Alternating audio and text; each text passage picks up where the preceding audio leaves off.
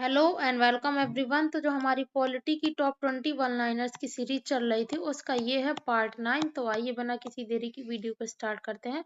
आज का टॉपिक है नीति निर्देशक तत्व और मूल कर्तव्य। राज्य के नीति निर्देशक तत्व संविधान के किस भाग और अनुच्छेद में वर्णित है? तो भाग 4 आर्टिकल 36 से लेकर 51 तक। क्या नीति निर्देशक तत्वों को लागू न करने पर सरकार को न्यायालय में खींचा जा सकता है? नहीं, यह गैर न्यायिक प्रकृति के हैं। कौन सा अनुच्छेद पंचायतों के संगठन के लिए राज्य को प्रयास करने को कहता है? तो आर्टिकल 40। किस अनुच्छेद में काम की न्याय संगत और प्रसूति सहायता की बात की गई है? आर्टिकल 42।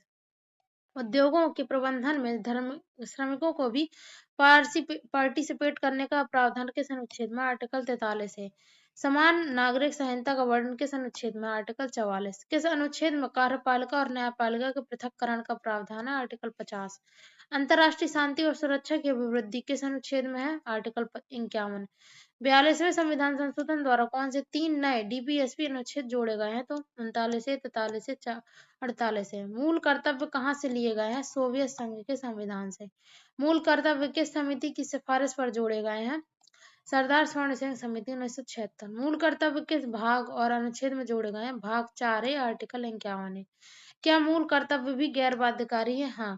6 से 14 वर्ष के बच्चों हेतु प्राथमिक शिक्षा को माता पिता द्वारा उपलब्ध कराने का 11वां कर्तव्य किस संशोधन द्वारा जोड़ा गया था? तो 86वें संविधान संशोधन 2002 द्वारा।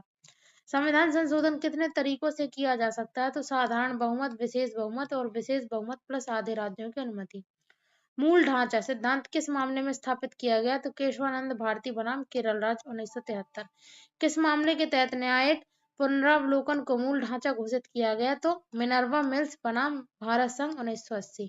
भारतीय संविधान में आपातकाल के प्रावधान किस भाग में वर्णित है? तो भाग 18। राष्ट्रीय आपातकाल का वर्णन किस अनुच्छेद में है? आर्टिकल 352।